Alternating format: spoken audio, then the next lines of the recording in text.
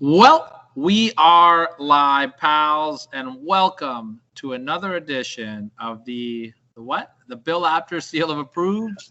Counted Out with Mike and Tyler. My name is Tyler. I am joined, as always, by the one and only Mojito Mike. Mike, what the hell is going on, man? Man, I'm wiped. We had a hell of a weekend.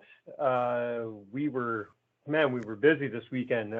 Plus, I had a lot of wrestling on my plate today to get ready for today's list. So I'm ready for this show, man. We have a lot to talk about.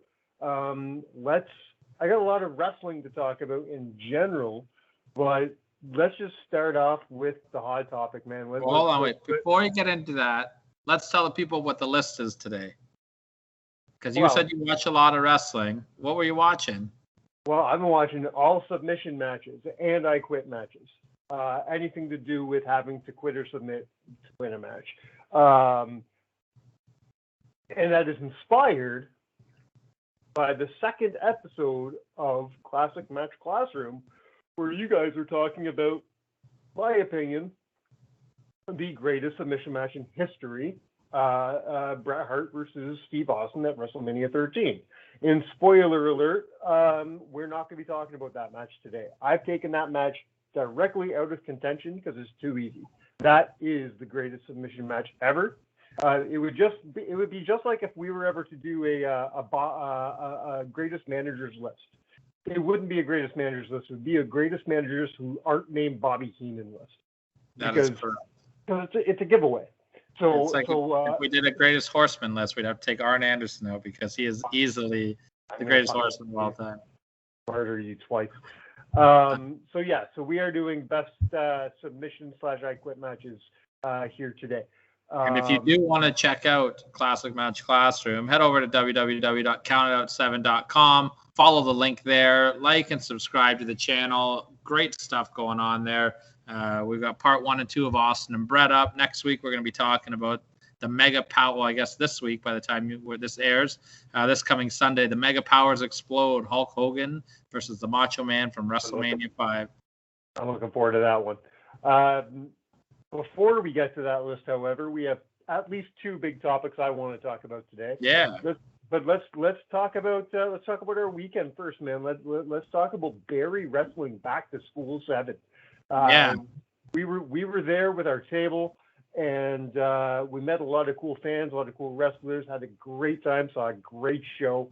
What were the highlights for you, man? Oh, man. The first highlight for me is kind of a little bit more deeper. For me, I got to live out a dream of being associated with a wrestling show. I wasn't just there as a fan, although I was there as a fan because I love professional wrestling. But I was there, in a sense, working, you know what I mean? Like, we weren't a part of the show. We weren't connected, directly into the show, but we were there promoting our brand. And I thought that was really cool. Just so many fantastic people. And I was really taken aback and touched by so much respect that we were shown by the wrestlers. Some fantastic talent.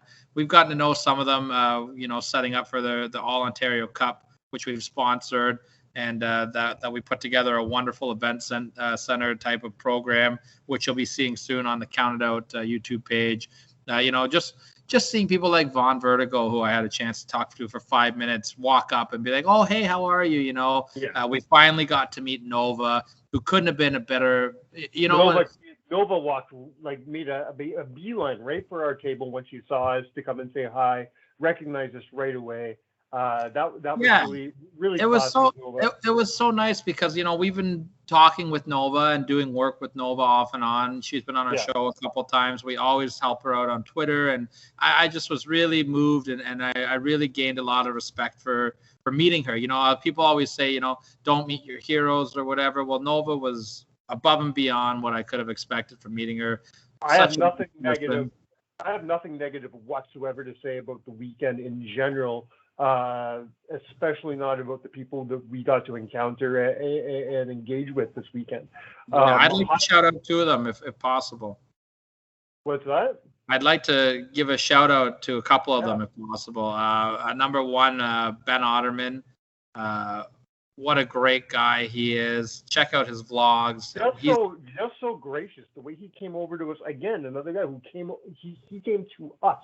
We didn't track him down. We didn't go and say, "Hey Ben, you know who we are?" No, Ben saw us and came over, shook our hands, told us he likes the job we're doing. Thanked us for having him involved with our project. Just such a gracious guy, really, really cool guy. Another one that you got to work with a little bit more, I didn't, but he was a really cool guy at the show, was Anton. Yeah, Anton was awesome. He and what a friendly guy. By the end of the show, you would have thought that we were all his buddies hanging out. Exactly. And of course, I want to give a huge shout out to Puff. Mm-hmm. He was fantastic. Puff actually joined us at our table to sell his merchandise. So thanks for the rub.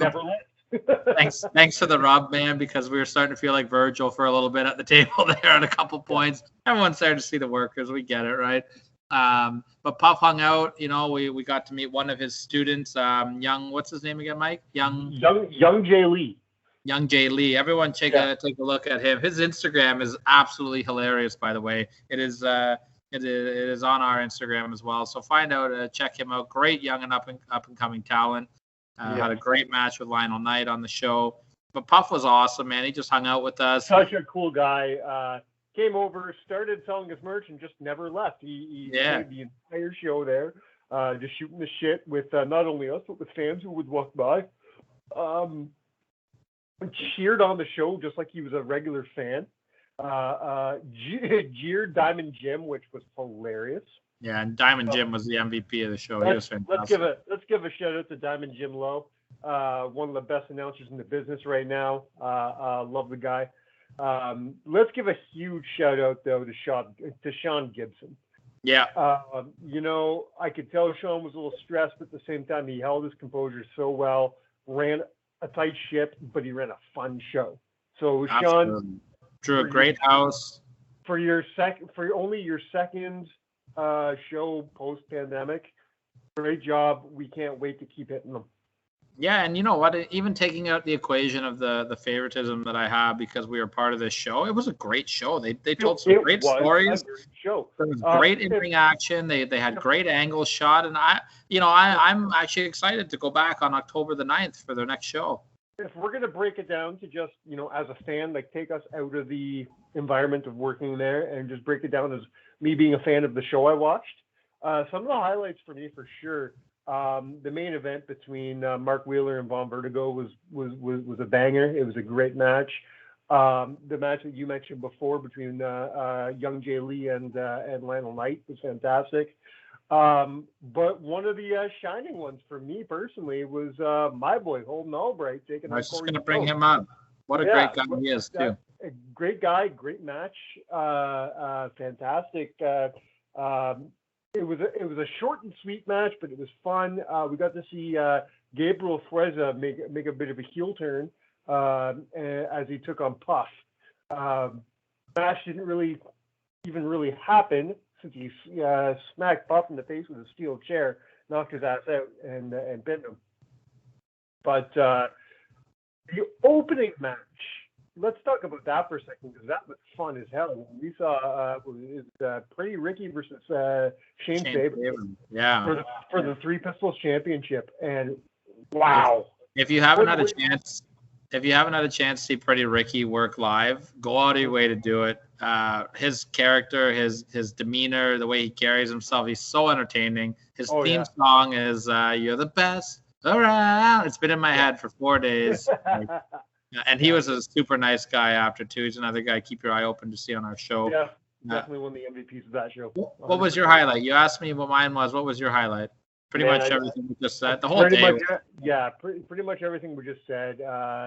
Just meeting a lot of these guys. I already knew Brendan Holden Albright was a really cool guy, so that wasn't a surprise to me. But meeting guys like Big Ben, meeting guys like Pretty Ricky. And seeing how cool they were. Another friend of the show. Travis Moore, Anton. By the end of the show, head over to our Twitter page at CountednOut7 to see the craziest bump you'll ever see in your life that Travis took. Holy crap! I've been pushing that around everywhere. I'm pretty sure we witnessed a murder that day. There we go. We didn't even mention that name, man. Everybody, keep your eyes on this dude, Jesse V.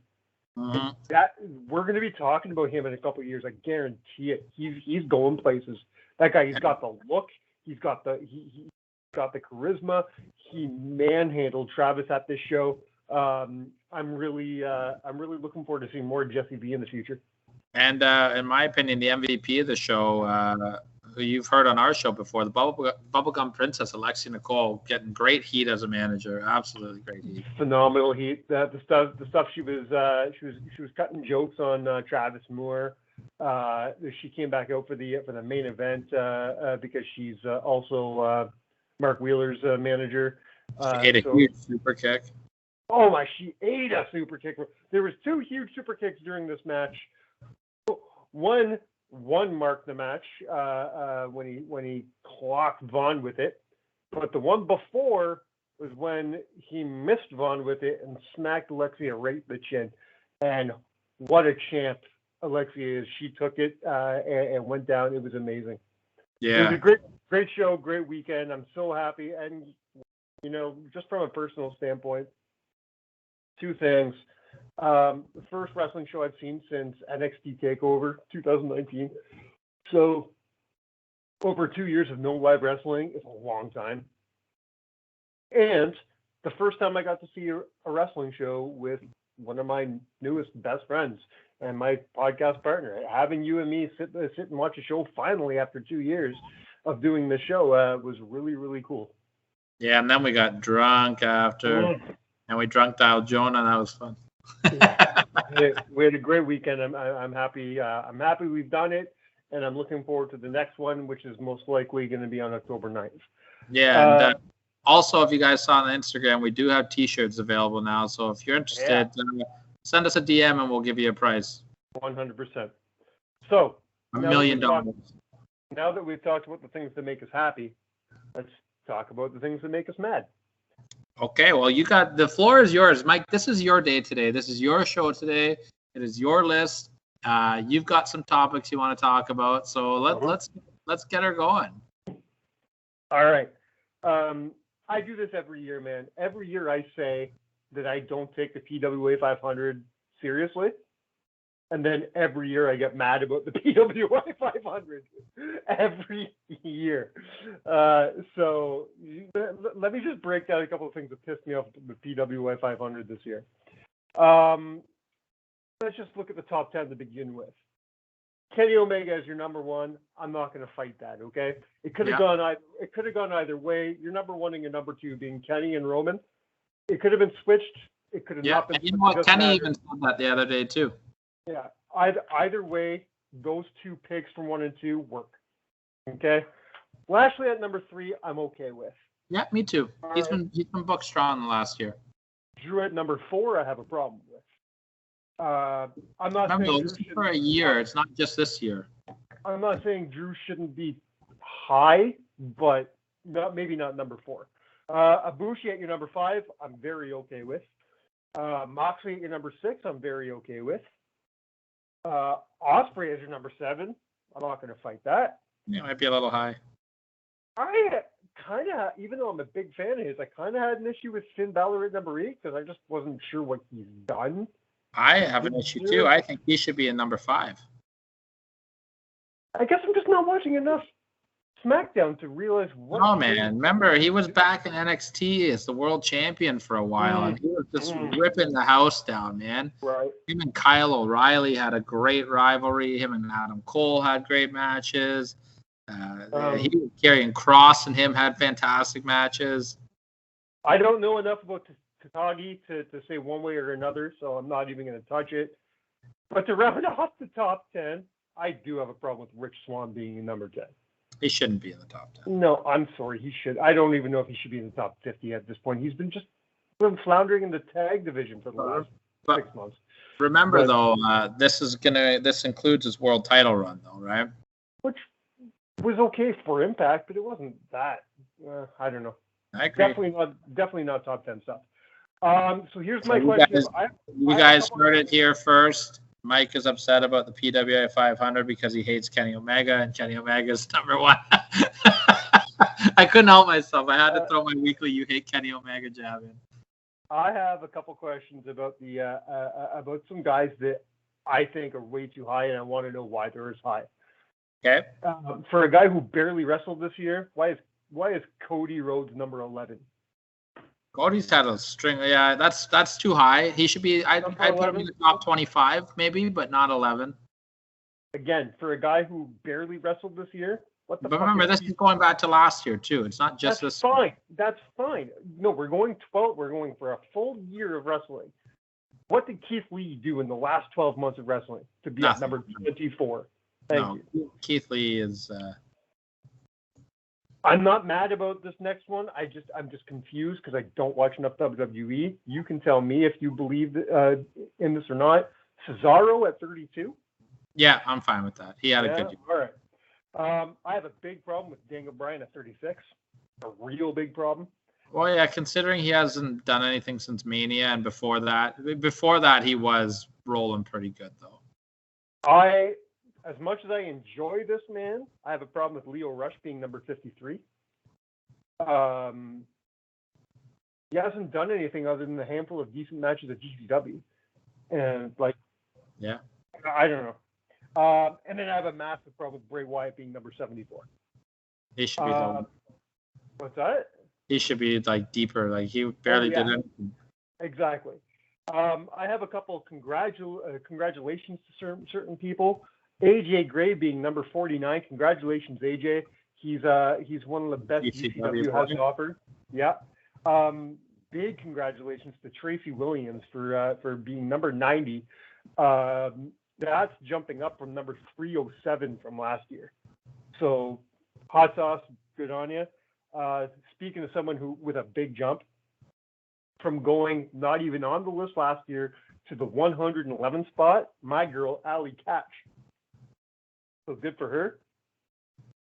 Two people I think are a little low, to be honest. Jungle Boy being number 69. I think he deserves to be a little higher. He should be higher than Lio Rush, that's for sure. Yeah. And I'm not a big fan of his, but I give credit where credit is due. I don't understand why Riddle is only number 76. Yeah, I agree with that too. He had a great NXT run, so. But now we're about to hit my biggest problem of all. Number 107. Okay. The walking weapon, Josh Alexander, one of the greatest wrestlers in the world today, is number 107. You know, he has a case to make it into the top 10 right now, in all honesty. But again, I'm not even complaining. The first half of this list, he was a tag team wrestler. I just have a big problem. A big problem with his placement. So basically, to put a bow on the PWI 500, basically what you're saying is that this PWI 500 has gone to shit since Bill Apter left the PWI magazines. Well, I would say that, but then Bill Apter pretty much told us on the show that he had nothing to do with the PWA 500s anyway. No, we love Bill Apter. He's God. All right, that's all I have to bitch about. Do you have anything to bitch about before I get to my list this week? Well, yeah, we got to talk about the big news that happened moments before we started recording. Oh, okay. Big E's the new world champion. Yeah. Okay. Yeah. Okay. Let's move on to the list. That's all I have to. I didn't watch it, so I have nothing to. I know it happened because I read about it. I didn't watch it. I don't know how it happened. I don't know. He just went on Twitter today, said, "I'm going to come in and cash in," and then he came and cashed in. And it's Monday. It's Raw, so I'm guessing he obviously cashed in on Lashley. Yeah. New Day is reunited. All is right in the world. I don't know. Okay. Let's go with it. Don't get me wrong. I'm not complaining. I'm not bitching. I have nothing to say because I didn't see it. I'm one of those guys, and I'm one of the weird guys that just doesn't see Big E as being the world champion of your company. So I'm all for it. I love Big E.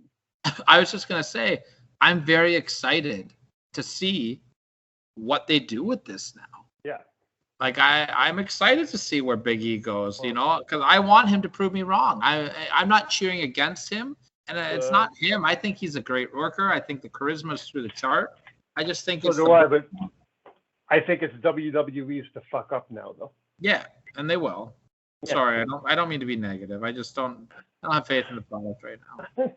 Neither do I. And I was fighting this for so long, being that guy, always bitching with WWE, but they're not giving me a whole lot to work with here. So last thing I want to bring up before the list, then let's switch over. I've got two things I want to bring up.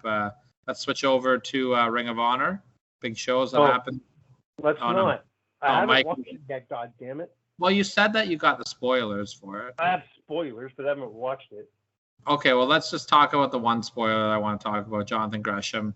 He lost his title. Did he drop it to the right guy? In one hand, I don't think he should have dropped it yet. I think he should have kept going for a while. I agree. On the other hand, if he's going to lose it, Josh Woods is a hell of a guy to lose it to. Josh Woods, I mean, he already like look what he did in the tournament to crown a new champion in the first place. If I'm remembering my matches properly, I'm pretty sure he's the guy who beat Jay Lethal. Like Josh is one of the guys in this division. So yes, did he lose it to the right guy? Yeah. I just don't think it was time yet. I understand he's had it for quite a while now, but I liked him being undefeated. I think they could have got a lot more out of that run for a while. Yeah, I agree with that. And then real quick, Roxy crowned the women's champion. I'm all for that, man. Me too. I think that's the right choice. And we saw a tweet from friend of the show, Lenny Leonard, today, kind of talking about that might have been his last hurrah. And if that's the case, I just want to tip my cap to you, Lenny, and thank you for everything you've done. And I'm super happy he came back for that tournament. If that's the last we hear of Lenny on ROH, then he did a great job because I loved everything about that tournament. It was one of the many reasons to watch ROH in the last 6 months. Yeah, absolutely. So thank you, Lenny. If that is it for you, Lenny, thank you. That you might be done with wrestling, but you're not done with CountednOut. We'll get you back on here one day. Oh, 1,000%. I feel like we just scratched the surface with him. Mm-hmm. And that's on the archives, www.countout7.com. Last thing I want to talk about really, really quick. I don't want to go into big detail about this. AEW All Out. Adam Cole debuts. Bryan Danielson debuts. I know you're not a big, I'm sure you didn't watch a lot of it, but big stuff, a lot of buzz going. And apparently I'm still behind. I haven't seen the cage match yet of the Lucha Bros and the Young Bucks, but everybody's saying it's one of the best matches of all time. I'm excited to check that out. I did, however, see CM Punk return. I thought his match with Darby Allin was great. I love how they did some throwback to the 1-2-3 Kid and Bret Hart. I thought was really cool. Give me your quick thoughts about all the new debuts. I got no thoughts really because I didn't watch any of it. I didn't. And this what do you think of these guys showing up? People are gonna turn this around and Mike hates it. No, I just didn't watch it. I've only got so much fucking time in my life, and I'm not making and I just can't push in shit that I don't care about. And he had to dedicate all the submission matches today, folks. So get off his ass, right? Well, I will say as far as these guys showing up, good for AEW. That's all I have to say. I mean, it can't hurt you.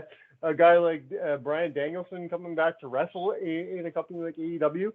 I would like to say one thing because I bitched a lot about the way that CM Punk came back and the shit he said. I want to show you the difference between CM Punk and Daniel Bryanson. Bryan Danielson. When Bryan Danielson comes back and he says, I never left professional wrestling. I took it everywhere I went. That's the shit I want to see. I like how he said, I love Vince McMahon. He was too protective over me. Yeah. I like that. And I can see that. That makes a lot of sense to me. Okay, last point I want to bring up, I promise, then we'll get to the list. Mick Foley goes on social media. Did you hear this? Yeah, I got a big problem with Mick Foley. I love what he did. Okay. I'll tell you why I love it. Because Mick Foley did not do this to be an asshole. He did not do that. No, he didn't. Mick Foley loves the WWE. He loves the WWE. He loves professional wrestling, and I think he's kind of just saying like he's not wrong. The WWE needs to do something. He's not. And when I first saw that promo, I had no problem with it. But then he goes and he follows that promo by sharing a fucking meme comparing AEW to fucking WWE. He's like, that's not what he did at all. He did a meme of Karrion Kross and John Morrison, right? Yeah. It wasn't AEW. It was from Impact Wrestling when they were main eventing a pay-per-view, and he's not wrong. And he was taking a dump on WWE because that's what he does now. It's just like he did fucking 15 years ago when he went over to TNA. He's just a fucking he's as bad as Hogan. He leaves. Oh, you're out of control. Mick Foley wants them to succeed, and he is. Of course he does. Mick Foley, and he even said that in his promo. He said the WWE did amazing with me, and I love them. But he's right. He's right. You know, and the point that he made that I thought really sticks is if I'm a younger talent, if I was a young talent right now, I would be more skeptical to go to the WWE because I don't think they know what they're doing with young talent. Every call up, with the exception of Damian Priest, who has been called up really well to the main roster, every other call up has not gone very well. You know, the Shield obviously was a big one, but that was 10 years. Seth Rollins sucked so much. Yeah, but how long ago was that, Mike? I'm just saying, you can't They say debuted fucking 8 years ago, man. You just can't say that everyone sucks. That's all I'm going to say. I would say 90% of the call-ups have not been great. I'm not saying Foley was wrong. I just think that Foley isn't the saint you think he is. I'm not saying he's a saint, but I think he's like kind of Foley will do. Foley needs to put himself over every few months. Why wouldn't? He's a wrestler. That's what they all do. No, don't. Okay, no, he's not. Everybody puts himself over. Sorry. He's a wrestler. Who does he work for? He's Mick Foley, Mike. He's a retired wrestler. It doesn't matter. When it's time to go to bed. When you've done what you've done for this business, like Mick Foley's done, you carry enough fucking clout to say whatever you want, whenever you want. That's fine, and I have enough clout to say I didn't like it. I mean, if you're going to sit there and question what the credibility of Mick Foley, I'm not questioning anything. And when he needs to go to bed, Mick Foley can fucking stay up as late as he wants and eat whatever junk food he wants. No, but you're telling me right now that I'm wrong for not liking something. So no, you didn't like a meme he put out. That's not what I'm trying to say. I'm trying to get over the message that he sent to the WWE. I don't think he did it from a place out of fuck you WWE. And I think he was pleading with them to open their eyes because right now the talk of the wrestling world isn't the WWE, it's AEW. But I'm not. Here's the thing. There's a difference between you and me. I'm not saying you're wrong. I'm saying I don't agree with you. But by me saying I don't agree with you, you get all pissed off and saying I'm wrong. Well, when you want to sit there and say that Mick Foley should shut up because he's a retired wrestler, I'm going to disagree with you every time. I'm only saying that because you're pissing me off. The more you piss me off, the more fucking shit I say. So the more stupid shit you're going to say, you mean? We should probably get to this list. Mick Foley, last thing. Mick Foley, he can say what he wants. Come on. Fine. I know I'm pissing you off, but come on. Don't disparage the good name of Mick Foley like that. I'm not disparaging him. I'm just saying that you're making this into something it's not. There's a good handful of wrestlers who can't stand not being in this fucking spotlight and need to get into it every few months. This got nothing to do with fucking anything. It's got to do with him putting his opinion out there. And there's nothing wrong with that. But don't go fucking jerking him off because of it. That's all. I just thought it was a nice way to go about it. I don't think he bashed the product. Cool. I just think it was like, hey, come on, guys, you can do this. Like, I saw it as like a pep rally for him. All right, and I saw it differently. We're not gonna get on the same page here, so we should move on. All right, let's get to your shitty list, which is gonna be terrible then. Oh fuck! I had to. I'm gonna go get a beer. Okay, I love you, Moo. And then, which will take me exactly 3.5 seconds, which I need to breathe. This is going to be a doozy. Well, I'm going to pull a Mick Foley. I'm going to put myself over while you're gone. I'm the best, and so is Mick Foley. Fuck CGW. No, what is it you like? Fuck GCW. Hey, I got enough. I got enough of that from Puff over the weekend. Okay. I was gonna say it was really cool talking to Ben, Big Ben. I didn't know he was Nick Gage in Dark Side of the Ring, so that was kind of cool. So that was very cool. Yeah. All right, let's get onto the list, man. Submission matches. All right, we're doing submission matches. So here's the criteria. It could be a submission match, any match where your opponent needs to submit or quit in some way or another in order to win the match. And the only match not being talked about today is Bret versus Austin at WrestleMania 13, because like I said, it's the greatest of all time. So there's no point in putting it on the list. Yeah. Do you put that? Obviously, I don't need to ask that question, and so I'll ask it to the listeners. Because in my opinion, when you think of I Quit matches, the big two that come to mind are Bret and Austin and Magnum and Tully. So maybe leave us a comment. What match do you, the listeners, enjoy better, Bret and Austin or Magnum and Tully? There you go. All I'm going to say before I get into it, I'm looking forward to this and not looking forward to it at the same time, because I have no idea what you're going to think of this list. I've got a couple matches in my head. I don't know a lot about the submission matches, like just thinking about it off the top of my head. So I'm excited to go with this. I think you're going to have a big problem with my number one, and I don't care. It originally wasn't my number one. It was like my number 4, and then I watched it, and I'm like, holy fuck. Okay. So let's get into it. I've got 2 matches in my mind what I think should be there. My numbers. Let me just. This is how we're going to start this, man. You know that we're about to talk about some amazing matches when my number 7 has a couple of guys like this in it. Okay, we're starting at Backlash of 2001 with a 30-minute submission Iron Man match between Chris Benoit and Kurt Angle. Okay. I forgot all about this match. I watched it. I rewatched it for the first time in years today. Great match, amazing match. Everything I want to see in it. You remember what year that was? What year was that again? 2001? 2001, yeah. Okay. The only reason it's my number 7 and not any better than that is I hated the finish. They did sudden death overtime, and I fucking hate that. It drives me nuts. So that lost it some points. Other than that, I mean, you put those 2 guys in a match like that, and it's fantastic. Here's the thing I'm going to say though. I've decided something today. You and I have discussed Iron Man matches and how we're not big fans of many Iron Man matches. I'm going to go on a limb and say this is probably my favorite Iron Man match. For a very good reason. I'm on the opinion now that every Iron Man match should be a submission Iron Man match because it makes more sense. Here's why. The first fall in this match, Benoit tapped out to a pretty tame move, but he did it out of logistic reasons. He knew he had to go 30 minutes. So his idea was, I better tap out now so I can still last the next 25 minutes. Yeah. I can make back my points in the future.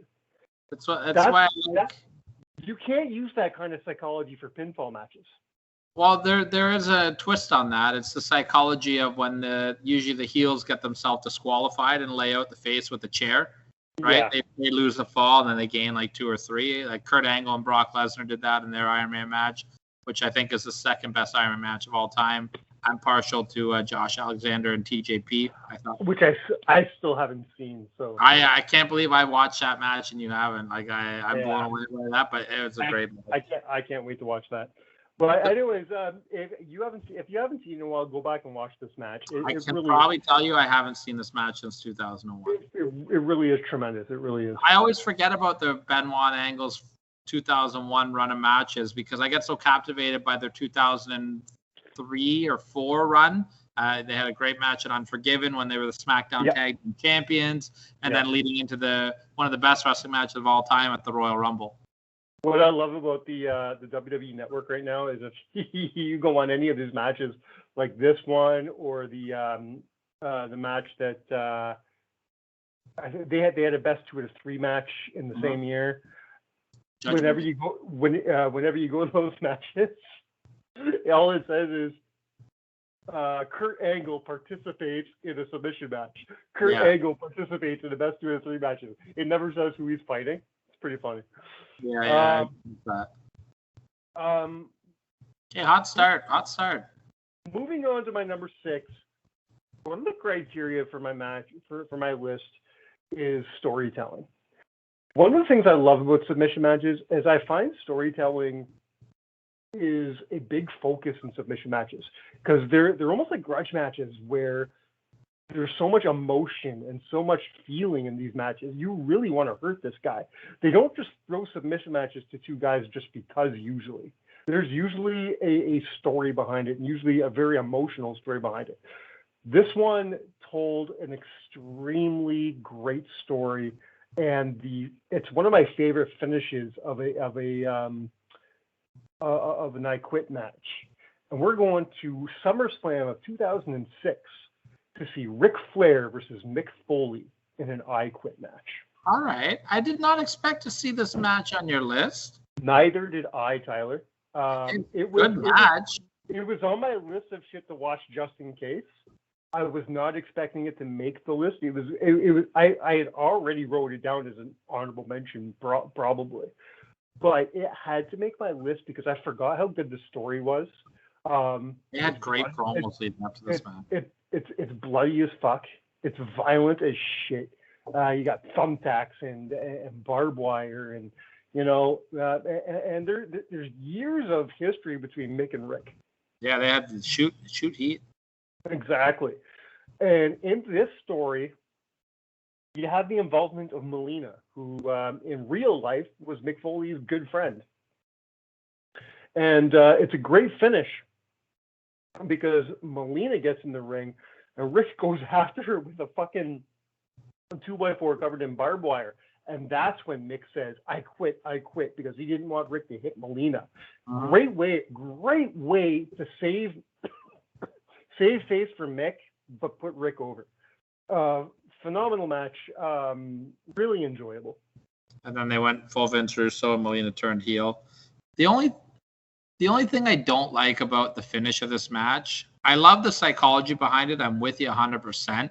The only thing I don't like about it is that from an on-screen presence, why the fuck are Mick Foley and Melina friends? Like they was just like so stupid and random. You know what I mean? Like they didn't do enough. They didn't do enough to push home that in real life they were good friends. Yeah, just like all of a sudden, like Mick Foley and Melina are friends for 3 weeks, and then he's like, that was the only.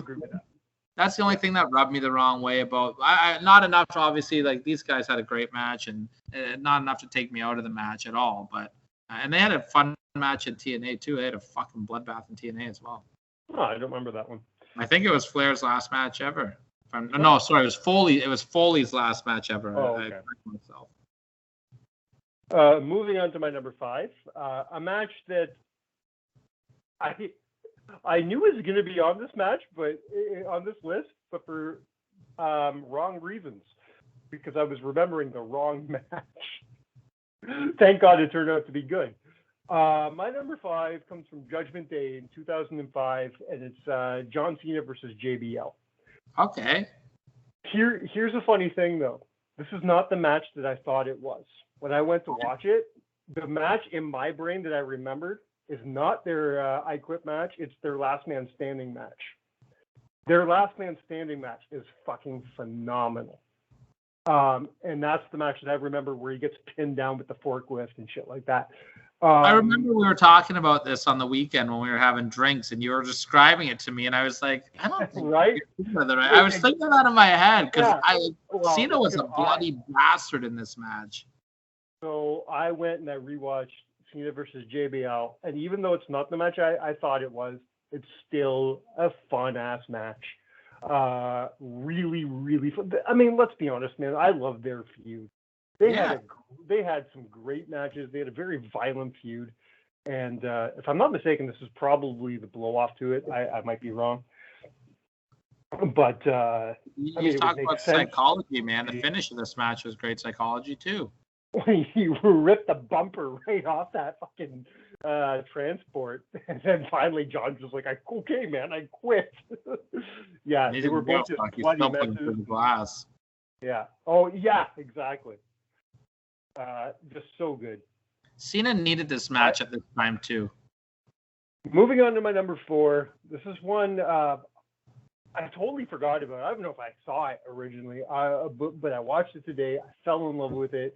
I promise you right now that if we were doing just straightforward submission matches, like you put your opponent in a submission move and he's got to tap out, no I quit stuff, this would probably be my number 1. That's how good this match is. I can't believe it's just my number 4, but I stand by it because of everything that comes after it. We're going to go to the year 2010 at the Hell in a Cell pay-per-view. I can't believe this was the opener to this fucking pay-per-view. And we're going to do, for the United States title, The Miz versus Daniel Bryan versus John Morrison in a triple threat Falls Count Anywhere submission match. Okay. Holy fuck was this match What good. year are we talking here? Oh, what? 2010? 2010, yeah. So who's the champ in this? Is it Bryan? Is it Danielson? Bryan. He just beat Miz for the belt, right? Yeah, Bryan's coming in as champ. Okay. I've never seen this match before. Oh, I don't know if I have either. And I watched it today, and I just fell in love right away. It is so good. It's so different. It not only is it one of my favorite submission matches now, it might be one of my favorite triple threat matches. No shit. Well, I mean, with those 3 guys in it, you can't go wrong. Number 1, you get exactly what you would expect to get from Daniel Bryan. Okay, I'm not putting them down, but you don't get anything more than you would expect. You get exactly what you would expect from Daniel Bryan in this match. But John Morrison, if you don't know how he can be in a submission match, you watch this match. John Morrison can go. John Morrison was ready to break out at this point too. He was a missed opportunity. 100%. And then because it is it's a Falls Count Anywhere match, Miz brings in the brutality of the match. While John Morrison is kind of doing the submission stuff, the Miz is bringing in the violence, which makes sense. Exactly, it's a great story. They go all over the arena. There's some phenomenal submission wrestling in it, and then on the other side, there is some phenomenal, just like pure violence. It's especially for 2010, where there wasn't a whole lot of that. I implore you to watch this match. It's just so fun. Really, really just pure fun. Triple threat matches are very hit and miss with me. Yeah, I'm not big on them a lot, especially when titles are involved. But this is fun. This is just like probably the best triple threat match I've seen in years and years and years. All right, I'm going to put it on my growing list of things that you told me to watch. I have not watched yet, but I will watch one day. Now, here's the thing. That was originally my number 2. Okay. It's now my number 4 because... And your number 4 was your number 1 was originally your number 4, you said. I'm intrigued. Exactly. Man. Like, I'm all over the place here, man. Things changed so much from the beginning of those. But your number 3 stayed steady. My number 3... Yeah, my number 3 was always my number 3. And I have a feeling you might be mad at me for it being my number 3. That's what I think you're going to say. But I'm sticking with it. We're going to Clash of the Champions, 1989. Terry Funk versus Ric Flair. Are you fucked? This is number 3? Mm-hmm. This is what I thought. This was one of the 2 matches I thought would be your number 1. When it gets to my number 1 is the match I never thought would be my number 1. But when I get there, I'm going to defend it. I'm going to try to sell you on it, and I have a feeling I'll probably sell you on it. But it'll take some work, and I'm ready to put the work in because I believe in this so much. Yeah, this match, man. Number 3, number 2 doesn't matter where it's going to stand. Ric Flair versus Terry Funk is one of the greats. The matches that we talked about before, Cena versus JBL, Ric Flair versus Mick Foley, you don't get matches like that without Funk and Flair first. They made this match what it is. Not only that, again, I said one of the number one, I think this is better than their match at Bash of the Beach, or not Bash of the Beach, sorry, Great American Bash. I agree with that. I do think this is better than that match. This is one of the better matches between, if not the best match between these two men. And I said part of my criteria is storytelling. The after-match stuff was just as important to me as the in-match stuff. The stuff with Gary Hart attacking Terry Funk, and then Great Muta coming out, and Stinger coming out, and Ric Flair saving Terry Funk. Great storytelling, great stuff. I loved every minute of it. The finish was great too, because oh no, sorry, I'm mixing that up with Halloween Havoc, where because Halloween Havoc, didn't they do oh no, was it this one where Gary Hart got punched by Ole and threw the towel in by mistake? Was that this match? Okay, that was Halloween Havoc. Sorry, that was Halloween Havoc. No, this is the match where Funk knew he was done. He knew Ric Flair had his number, so Funker quit, and Gary Hart was pissed. Yeah, and Gary beat him down after. That's right. Sorry, I got mixed up on Halloween Havoc '89. And then in a great moment, Funk said, "I told you that if you beat me, I would shake your hand." And Flair's going, "You shake my hand." And they shook hands. Flair was great. I remember that. What a great moment. It's a great moment in professional wrestling. And I know you have a problem with it being my number 3. I know you do. Hopefully I can defend it. Well, I'm gonna take a guess that I know what your number 2 is then, but I'll let you go with it. I don't know if you know, because my number 2 was my number 1 this entire time. Yeah. My number 1 was never a question until it was a question. So I think that I hope at least that you're gonna say it's Magnum and Tully then. My number 2 is one of my favorite is my favorite I Quit match of all time. Magnum TA versus Tully Blanchard, Starrcade '85. Man, you got a lot of explaining to do for your number 1. Just remember what one of my main criteria is storytelling, emotion. Okay. I'm not saying this match doesn't have it. We're going to get into that in a minute, because it definitely fucking has it. But my number 1, that's where it comes from. And again, it's going to take some work. It's going to take some selling on my part, but I'm ready to do the work. Your number 3 and your number 2 is what I thought one of those two would be your number 1. So I'm intrigued. Before we get to number 1, let's break down this classic match. This is one of my favorite. This is a match that I can't wait eventually one day to do on Classic Match Classroom with Anthony. I just need to do some more research on the build-up for it. There's 2 matches that I really want to get into, and I just want to make sure that I do the proper homework for it, because this is one of the best matches of all time. This is my favorite Starrcade matches. This is my favorite Starrcade match of all time. It's funny. If I was to break down my favorite Starrcade matches of all time, I don't even think Ric Flair is in my top 3. And that's saying something. You know what I mean? I mean, don't sleep on him and Ronnie Garvin, buddy. So, but this Fuck is you, Chicago crowd. Ronnie Garvin's awesome. I'll always hold a grudge. This is my favorite Starrcade match of all time. It proves that Tully Blanchard is one of the greatest heels in the history of professional wrestling. And it proves that I have been saying this for years. Terry Allen, if he was not in a devastating car accident, I have no doubt in my mind that he would have only been rivaled by Hulk Hogan as the biggest name in professional wrestling. And he would have been bigger than Stinger. He would have been bigger than Dusty. He would have been bigger than Flair. And I know that's big words, but I mean it. I mean, they were getting ready to put the rocket on him. It was going to be him and Flair at Starrcade, where Nikito stepped in. It would have been the NWA / in the future WCW, but the NWA for sure, with Magnum versus, you go to New York and you got Hulk Hogan. Those would have been your 2 guys. I think he would have been bigger than Flair ever got. He would have been bigger than Dusty ever got. He would have gotten to Hulk Hogan levels. Okay, so let's play our game that we play every week, because we haven't done it in a while. Let's talk hypothetical here. I got my hypothetical question for you, okay? Magnum TA does not get in his car accident. Mm-hmm. Magnum TA goes on to beat Ric Flair at Starrcade. Who is his first big feud with, and where does that title reign go?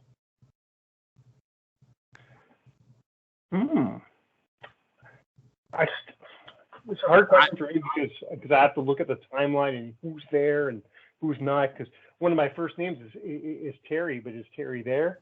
I don't know. So Terry Funk? Yeah. No, he's not there yet. You know who I think they pair him with? And it's a throwback. Nikita Koloff. Nikita Koloff would be a big one, obviously. Nikita would still be heel. They have the history of the best of seven. Yeah. Because I think Terry, Magnum could have worked with anybody. Not his first feud, but maybe after Nikita, Abdullah. Yeah, they had a great match at the Great American Bash. And then after all that, you put him back with Rick. Yeah, absolutely. But let's get to this match. Like I said, there is so much emotion and there's so much riding in this match. These two guys hate each other. They hate each other. And violence. What? Violence in this match. It's so violent. And like I said, it's 1985. This is not the shit you're used to seeing. And when to this day, a couple decades after I saw it for the first time, I still don't know who threw that wooden chair in the ring. Was it Baby Doll? I have no idea who threw that chair in. But that chair comes flying in and Tully smashes it and takes that piece. And man, to this day, I watched this match just a couple hours ago. And to this day, I still cringe when I'm thinking that piece of wood's going to go near Magnum's eyeball. And then, of course, things turn around. Magnum gets the spike, and he starts he's going, this is Nick Gage 30 years before Nick Gage, man.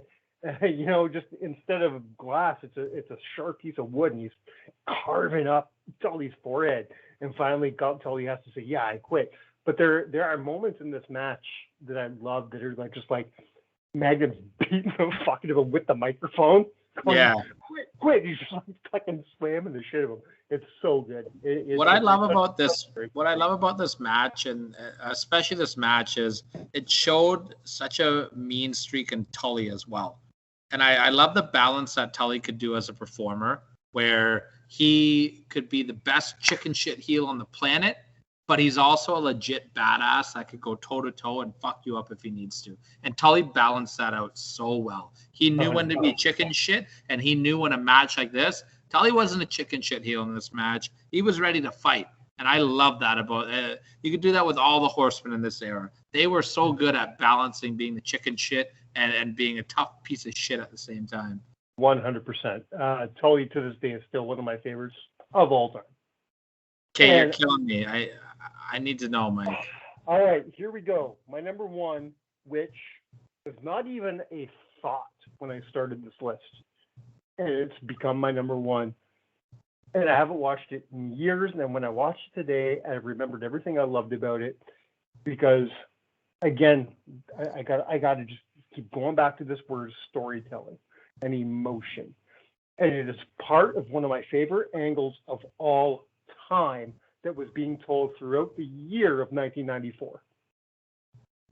We are going to Survivor Series of 1994, where Bret Hart put the WWF Championship against Bob Backlund. Don't give me that look until I get to say my piece.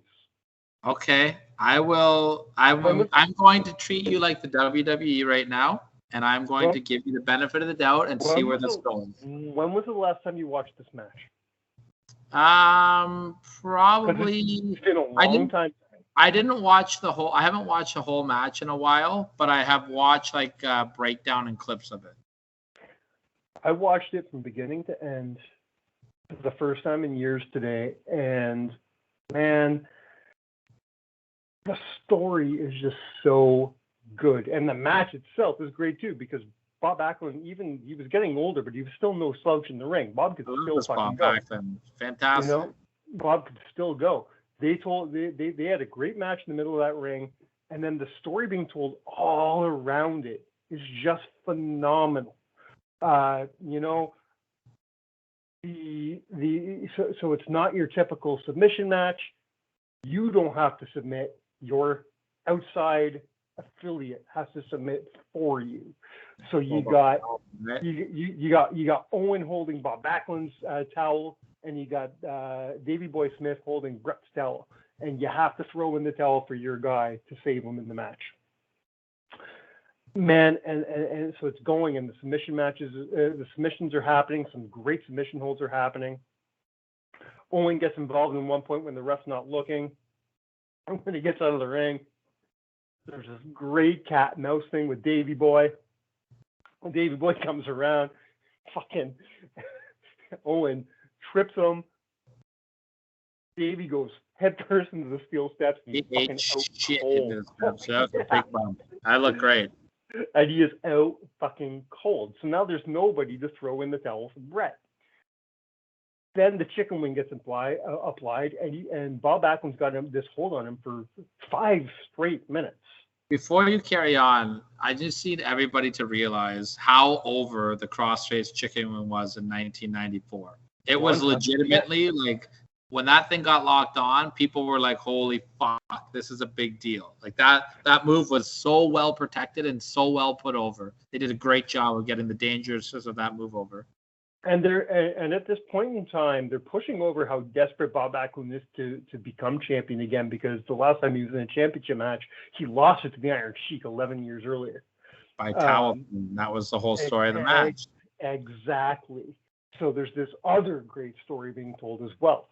So Bob's turning into this kind of crazy character. He's been putting the chicken wing on people, on superstars and shit like that. On our Skoland, he put it on. He's always looking at his hands on here, like, what the fuck am I doing? Which again is a great story, because it was Arnold Skoland who threw the towel in the first place. 100%. So great parts of the story there. My only problem was they let Davey lay there a little too long. That's my only problem. That wasn't too believable for me. But other than that, here comes the emotion, because then Owen turns it on the way only Owen can turn it on. Beautiful. He sees Bret suffering in that ring. Bret's been in this hold now for 5 minutes, and Bret can't give up. And Bret and Owen flat out says, "I'm sorry, Bret. I didn't want this to happen. Like shit. What am I supposed to do?" And he's looking around, going, "What am I going to do?" And he's trying to wake up Bulldog. Finally, he goes into the crowd and gets his parents, who are sitting there, going, and he's saying, "You can do it. You need to do this. You need to throw that towel in." They come around. Martha Hart grabs that. Martha. No, Helen. Helen, thank you. Martha's Owen's wife. Wrong Hart. Helen grabs that towel. She's going to throw it in. Stu grabs it and says, "No." That's my favorite part. Stu's like, "He's tough." That. Yeah. And Stu's like not having it. Even when they're in the ring, it's funny, because everybody's like, "Oh, look at Bret getting his ass kicked. Look, Bret's dying in there," and Stu's just like, "Meh, I've seen worse." Yeah. And that's a shoot we know he has. Exactly. So finally Helen's had enough. She rips that towel out of Stu's hand. She throws it in the ring. They award Bob Backlund the championship. But before they award Bob Backlund the championship, the look on Owen's face changes, and he runs to the back. Oh, he grabbed the towel first. He grabbed the towel, and then he started jumping up and down and celebrating. Owen was so good. And then Tom Pettengill, was it Todd or Doc Hendricks? One of them talked to him in the back, and he says, "That looked like a setup." He goes, "Of course it was a setup." You know, the whole story just came full circle. Give Owen an Emmy. Give him an Oscar, man. He was fantastic. This is one of my favorite storylines, my favorite angles of WWF history, especially of this 1994 era. It was the best story being told in 1994, for sure. We've talked about this several times, about WrestleMania 10 and so on. But this is how you take the belt off Bret. This is how you take the belt off Bret. Like the heartbreak in his face was so meaningful. And same with Helen. Helen was great here too. Yeah, Stu looks like you didn't everybody know played the part, but that was classic Stu. Yeah, everybody played their part. Reggie, if you wanted to try me, you should have just tried me, Reggie. And that is why it's the only reason I'm putting it over Magnum and Tully. It's the emotion it evokes from me. It's the fact that it is involved in this big longer story. It's the fact that there's so much going on, but there's not too much going on. You know what I mean? It is one of the greatest stories told in WWE, and I don't think enough people remember this match for as good as it is. Okay. I have two takes on this. I don't hate this being on your list. I can't give you a pass for putting it number 1, though. I'll give you number 3. I give you number 3 easy.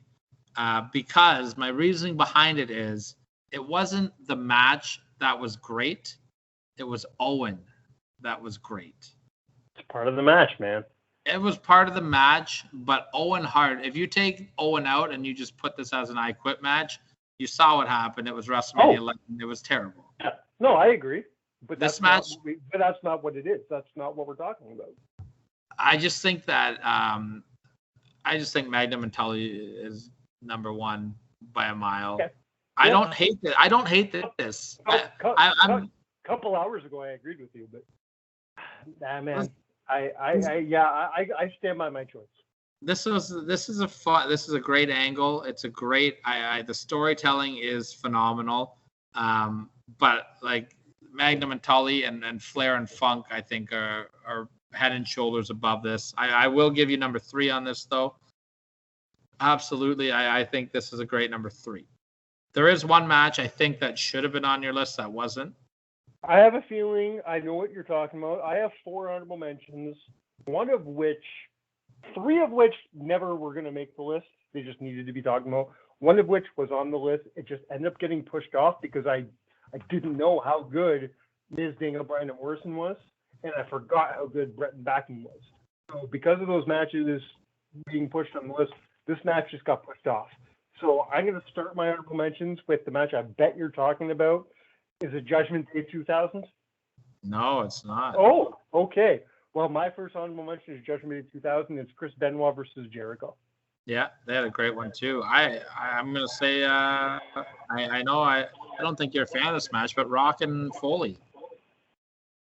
Again, on my list, we talked about this off air. I couldn't watch it. I couldn't bring myself to rewatch it. I'm not a fan of the match because of just how bad it got.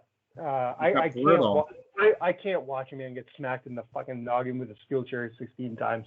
But even before you get to that point, though, that match was crazy before the chair shots. Foley was taking bumps off the bleachers onto they did the spot where the lights went out on the soundboard. And then, yeah, you know what? I'm with you, man. I don't want to watch a guy get hit 16 times in the head with a chair.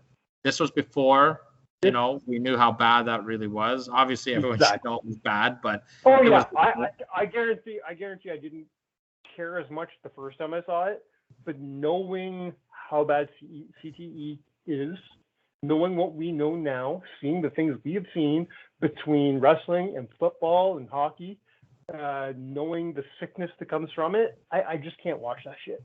Yeah, and knowing that it was only supposed to be 3 chair shots. Yeah. And to be honest, watching what's the Beyond the Ropes or Beyond the Mat, and knowing that Brock didn't really give a fuck, like he didn't even check on Foley. Yeah, that shit leaves a bad taste in my mouth. And Foley held on to that grudge, and he wanted to use it in a promo. That was what Foley did. Foley would get so deep, like. And I think he's come on record to say that he regrets doing that because he missed out on years of friendship with The Rock because of trying to build an angle. You know what I mean? But that's why I'll defend Mick Foley till my dying breath. I just think for the sacrifices he's given for the business, I'll give him a pass on almost anything. There are obviously things that Well, yeah. But I think this one. I've got 2 more honorable mentions. I don't know if you have any, but I've got Cena versus Orton at Breaking Point 2009.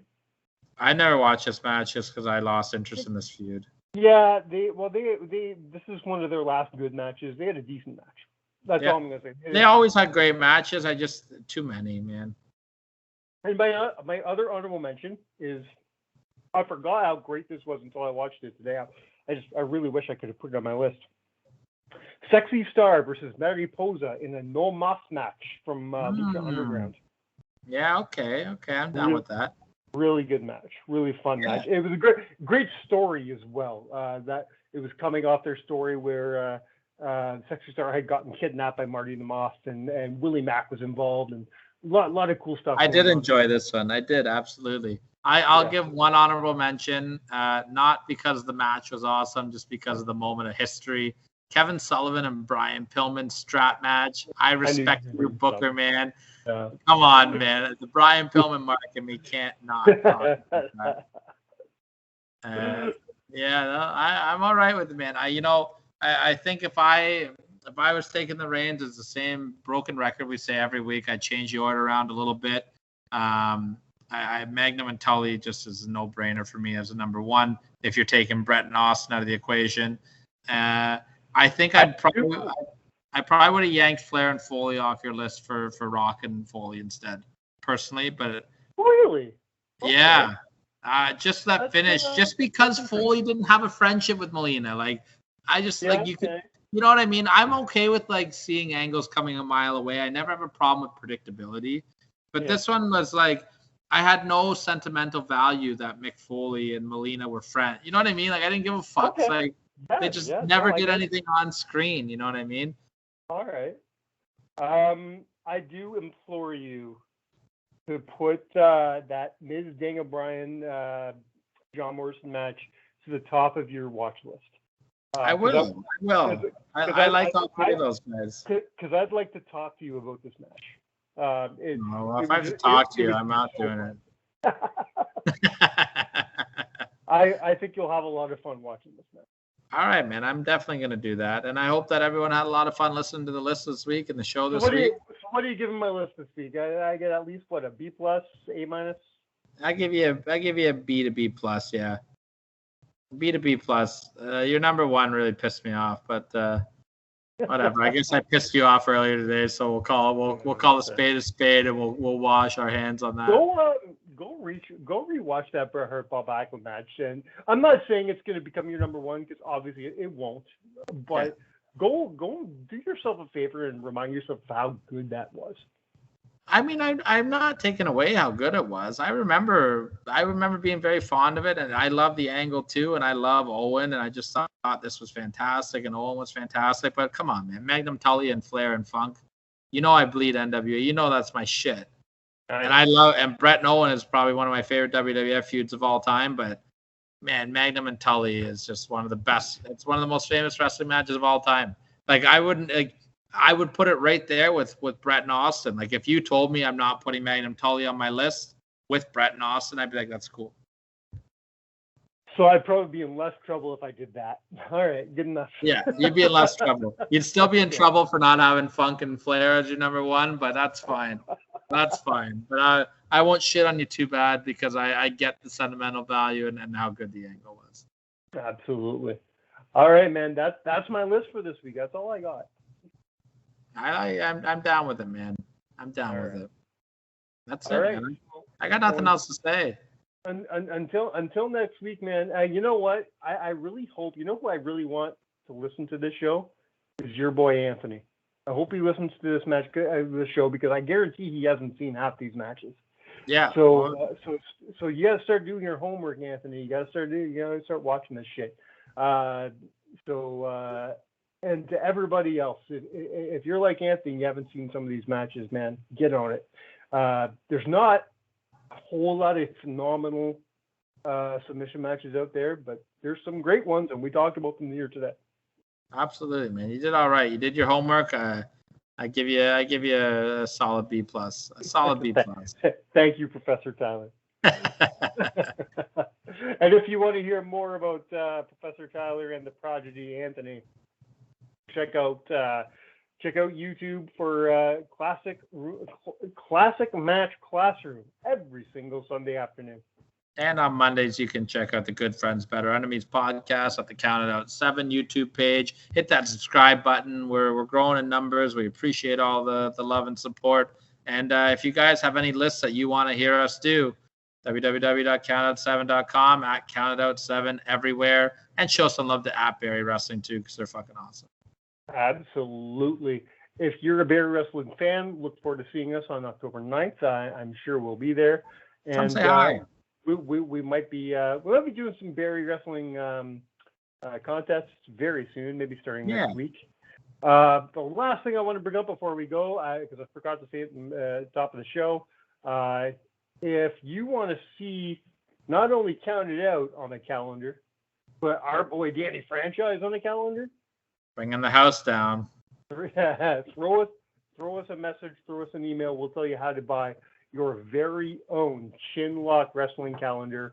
I got mine in the mail today, and it looks fantastic.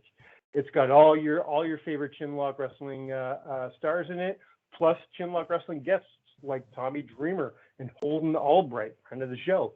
They're in that calendar. Our boy Danny Franchise is right there as the April Fool, right on the cover. Your boys Counted Out 7. So really worth the cause. Give some support to Chinlock Wrestling. Yeah, absolutely. Chinlock's one of the best Ontario indie promotions going. And I look forward to hopefully doing some more. Another friend of the show, two other friends of the show that are in the calendar, Jimmy Corderas and Argo O'Cal. Hey, love Jimmy. Love Jimmy. Yeah. All right, let's might as well take her home till next week on behalf of the greatest submission matches of all time. We've been Counted Out. Cheers.